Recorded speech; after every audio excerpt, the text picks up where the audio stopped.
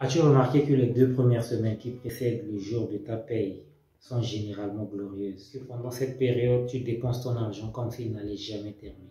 Enfin, même si tu fais plus partie de cette catégorie de personnes, tu l'avais été dans le passé. Te souviens-tu de cette époque-là? Et après les 2 semaines de gloire, viennent généralement 2 semaines de pénitence. Et comment le sais-tu? C'est quand au lendemain de tes semaines glorieuses, tu réalises qu'il te reste exactement 10 250 francs dans la poche. Et que dedans, tu dois tenir bon jusqu'au prochain mois, c'est-à-dire au prochain jour de paye. Pas d'épargne, ni aucune source de revenus secondaire sur quoi tu pourrais t'appuyer. Et c'est dans ça que tu réalises qu'il te reste 2 semaines pour ton propre déplacement, à déduire dans les 10 250 francs qui restent. 2 semaines de petit déjeuner pour toi et pour la maison si tu as une famille à nourrir.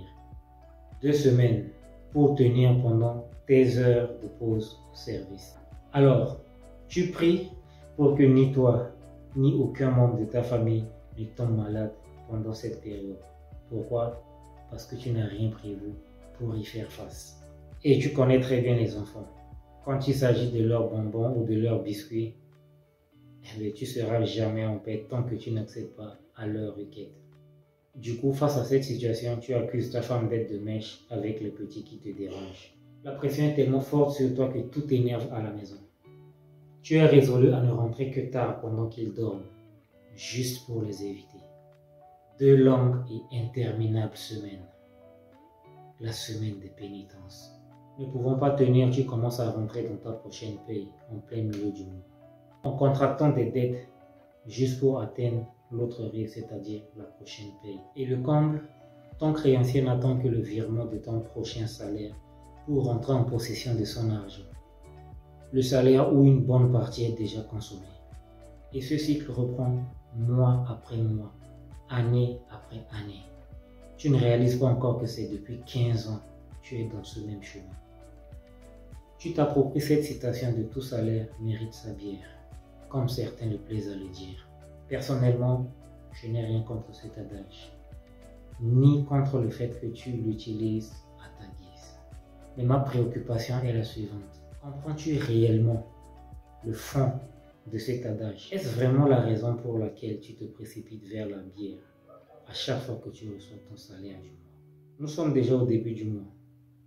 Cela suppose que tu seras probablement déjà dans tes semaines de gloire. Alors, il est peut-être temps pour toi de mettre à jour ton logiciel de dépenses afin de mieux gérer ton argent. Dresse une liste de toutes tes dépenses mensuelles et classe-les selon l'ordre décroissant des priorités. Les 5 premières sont généralement vitales. Le dîme pour les croyants, le loyer, la nourriture, la santé, le déplacement, j'entends par là le carburant pour ceux qui ont des moyens roulants, ou le transport si tu n'en as pas, et tes loisirs. Alors, l'objectif recherché dans cette nouvelle réorganisation serait pour toi d'arriver à traverser tout le mois en contractant aucune dette. Et ça serait ton tout premier défi du mois, si tu veux réellement améliorer tes finances. S'il est atteint, alors tu auras fait un grand pas dans le processus d'assainissement de toutes tes finances. Tu pourras alors te fixer de nouveaux objectifs au bout de 3 mois. Le temps pour toi d'intégrer cette nouvelle organisation dans tes habitudes. Et la prochaine étape serait pour toi d'arriver à conserver 20% de ton salaire mensuel tout le long du mois. Progressivement, tu remplaceras l'ancienne habitude par la nouvelle habitude. Parce que n'oublie pas, on ne change jamais d'habitude. On remplace juste la nouvelle par l'ancienne. Et tu pourras enfin constituer ton capital de démarrage, te faire former pour démarrer ton projet qui te tenait en cœur. Alors arrête de toujours répéter la même phrase qui dit « Les banques ne prêtent jamais aux entreprises qui n'ont aucune garantie ». Tu peux améliorer les choses en mettant juste à jour ton logiciel de gestion des dépenses pour avoir un contrôle total sur tes finances, y compris tes dépenses. J'espère que la vidéo t'a plu. et que tu as appris quelque chose de nouveau là-dedans.